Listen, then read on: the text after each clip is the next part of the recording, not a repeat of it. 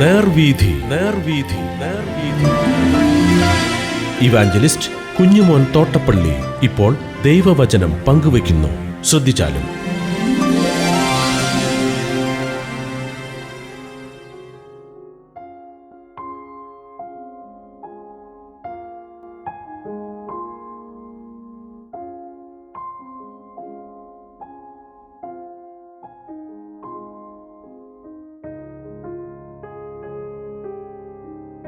യിരെമ്യാ പ്രവചനം 43-ാം അധ്യായം. ഞാൻ വായിക്കുന്നത് ശ്രദ്ധിച്ചാൽ.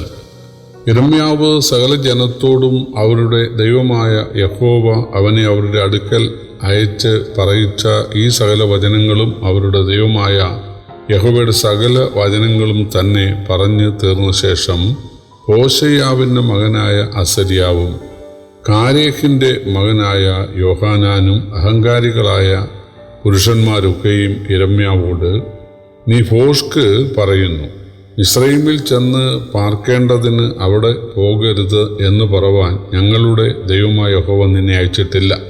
കൽദയർ ഞങ്ങളെ കൊന്നുകളയേണ്ടതിനും ഞങ്ങളെ ബദ്ധരാക്കി ബാബേലിലേക്ക് കൊണ്ടുപോകേണ്ടതിനും ഞങ്ങളെ അവരുടെ കയ്യിൽ ഏൽപ്പിക്കാൻ നേര്യാവിൻ്റെ മകനായ ബാരൂക്ക് നിന്നെ ഞങ്ങൾക്ക് വിരോധമായി ഉത്സാഹിപ്പിക്കുന്നു എന്ന് പറഞ്ഞു.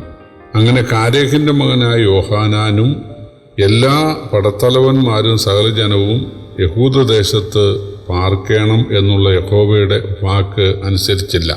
സകല ജാതികളുടെ ഇടയിൽ ചെതറിപ്പോയിട്ട് യഹൂദദേശത്ത് പാർക്കേണ്ടതിന് മടങ്ങിവന്ന യഹൂദ ശിഷ്ടത്തെയൊക്കെയും പുരുഷന്മാരെയും സ്ത്രീകളെയും പൈതങ്ങളെയും രാജകുമാരികളെയും അകമ്പടി നായകനായ നെബൂസറദാൻ ശാഫാന്റെ മകനായ അഹീക്കാമിൻ്റെ മകനായ ഗദല്യാവെ ഏൽപ്പിച്ചിരുന്ന എല്ലാവരെയും യിരെമ്യാ പ്രവാചകനെയും നേര്യാവിൻ്റെ മകനായ ബാരൂക്കിനെയും കാരേഹിൻ്റെ മകനായ യോഹാനാനും എല്ലാ പടത്തലവന്മാരും കൂട്ടിക്കൊണ്ട് യഹോവയുടെ വാക്ക് അനുസരിക്കാതെ മിസ്രയീം ദേശത്ത് ചെന്ന് തർപ്പനേസ് വരെ എത്തി. തർപ്പനേസിൽ വച്ച് യിരെമ്യാവിന് യഹോവയുടെ അരുളപ്പാട് ഉണ്ടായതെന്തെന്നാൽ, നീ വലിയ കല്ലുകളെ എടുത്ത് യഹൂദ പുരുഷന്മാർ കാൺകെ തർപ്പനേസിൽ ഫറവോന്റെ അരമനയുടെ പടിക്കലുള്ള കളത്തിലെ കളിമണ്ണിൽ കുഴിച്ചിട്ട് അവരോട് പറയേണ്ടത്, ഇസ്രായേലിൻ്റെ ദൈവമായ സൈന്യങ്ങളുടെ യഹോവ ഇപ്രകാരം അരുളി ചെയ്യുന്നു, ഞാൻ എൻ്റെ ദാസനായ നെബൂഖദ്നേസർ എന്ന ബാബേൽ രാജാവിനെ വരുത്തി ഞാൻ കുഴിച്ചിട്ട ഈ കല്ലുകളിന്മേൽ അവൻ്റെ സിംഹാസനം വയ്ക്കും. അവൻ അവയുടെ മേൽ തൻ്റെ മണിപ്പന്തൽ നിരത്തും.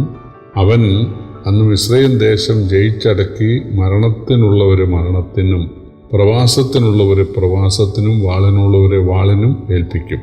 ഞാൻ മിസ്രയീമിലെ ദേവന്മാരുടെ ക്ഷേത്രങ്ങൾക്ക് തീവയ്ക്കും. അവയെ ചുട്ടുകളഞ്ഞിട്ട് അവൻ അവരെ പ്രവാസത്തിലേക്ക് കൊണ്ടുപോകും. ഒരിടയൻ തൻ്റെ പുതപ്പ് പുതയ്ക്കുന്നത് പോലെ അവൻ മിസ്രയീം ദേശത്തെ പുതയ്ക്കുകയും അവിടെ നിന്ന് സമാധാനത്തോടെ പുറപ്പെട്ട് പോവുകയും ചെയ്യും.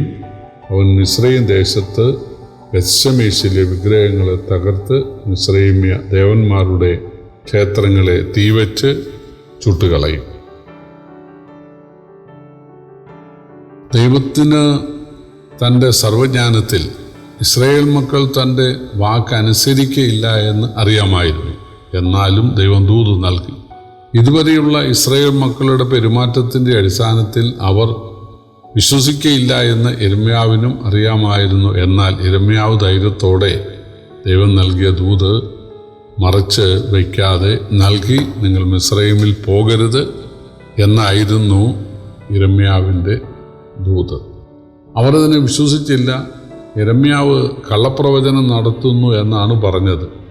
കൽദയർ ഇസ്രായേലിനെ ബാബേലിലേക്ക് ബദ്ധരാക്കി കൊണ്ടുപോകാനും കുറെ പേരെ കൊല്ലാനുമൊക്കെ വേണ്ടി ബാരൂക്ക് എന്ന എഴുത്തുകാരൻ യിരെമ്യാവിനെ കള്ളപ്രവചനത്തിന് പ്രേരിപ്പിക്കുന്നു എന്നാണ് അവർ കൂട്ടിച്ചേർത്തത്. അവർക്ക് പ്രത്യാശയ്ക്ക് വഴിയില്ലായിരുന്നു. കാരണം രാജാവിൻ്റെ ഉദ്യോഗസ്ഥരെ അവർ കൊന്നു. അവരോട് രാജാവ് കരുണ കാണിക്കാൻ പോകുന്നില്ല. അതുകൊണ്ടാണ് രാജാവ് ക്ഷമിക്കുമെന്ന് യിരെമ്യാവ് പ്രവചിച്ചതിനെ അവർ മുഖവിലേക്ക് എടുക്കാതിരുന്നത്. അവർ സർവ്വജനത്തെയും ഒപ്പം യിരെമ്യാവെയും ബാരൂക്കിനെയും കൂട്ടി മിസ്രൈമിലെ കൊട്ടാരത്തിനടുത്ത് തക്പനേസിൽ എത്തി. അവിടെ വെച്ച് യിരെമ്യാവിന് ദൈവത്തിൻ്റെ അരുളപ്പാടുണ്ടായി. യിരെമ്യാവ് വലിയ കല്ലുകൾ എടുത്ത് കൊട്ടാരമുറ്റത്തെ കളിമണ്ണിൽ കുഴിച്ചിടാൻ ദൈവം കൽപ്പിച്ചു. എന്നിട്ട് അവരോട് പറയാൻ കൽപ്പിച്ചത്, ഇവിടെ ബാബേൽ രാജാവ് വന്ന് സിംഹാസനം സ്ഥാപിക്കും. ഇവിടെ മണിപ്പന്തൽ ഒരുക്കി ജനത്തിന് ന്യായവിസ്താരം നടത്തും. ചിലരെ കൊല്ലാനേൽപ്പിക്കും, ചിലരെ പ്രവാസത്തിലേക്ക് കൊണ്ടുപോകും. ബാബേൽ രാജാവ് വന്ന് മിസ്രയീമ്യരെ തോൽപ്പിച്ച് സകല വിഗ്രഹ ക്ഷേത്രങ്ങളെയും ചുട്ടുകളയും. അതുകൊണ്ട് നിങ്ങൾ മിസ്രയീമിൽ വന്നത് അബദ്ധമായിപ്പോയി, ബുദ്ധികേടായിപ്പോയി. അതായിരുന്നു യിരെമ്യാവ് നൽകിയ പ്രവചനം. പക്ഷെ അതൊന്നും ചെവിക്കൊള്ളുവാൻ ഇസ്രായേൽ മക്കൾ തയ്യാറായില്ല. പ്രിയപ്പെട്ടവരെ, ദൈവം ആവർത്തിച്ച് നമുക്ക് സൂചനകൾ നൽകും. ഇന്ന് ദൈവം നേരിട്ട് വാമൊഴിയായിട്ട് സംസാരിക്കുന്നില്ല, സ്വപ്നത്തിലൂടെ സംസാരിക്കുന്നില്ല, പ്രത്യേകിച്ച് ഇപ്പം പ്രവചനപരമൊന്നുമില്ല. എന്നാൽ തീർച്ചയായിട്ടും ദൈവം സാഹചര്യങ്ങളിലൂടെ അല്ലെങ്കിൽ ദൈവവചന ശുശ്രൂഷയിലൂടെ ദൈവം നമ്മോട് സംസാരിക്കും, ആവർത്തിച്ച് സംസാരിക്കും. അതിന് ചെവി കൊടുക്കാൻ, അതിനെ അനുസരിക്കുവാൻ നമുക്ക് സാധിച്ചാൽ അനുഗ്രഹമാണ്. തെറ്റുകൾ നമുക്ക് പറ്റാം, എന്നാൽ മടങ്ങി വരാൻ നമ്മൾ തയ്യാറായാൽ ദൈവം നമ്മളെ കൂടുതൽ അനുഗ്രഹിക്കും. കർത്താവ് നമ്മെ സഹായിക്കട്ടെ. കർത്താവിൻ്റെ വലിയൊരു നാമം വാഴ്ത്തപ്പെടുമാറാകട്ടെ.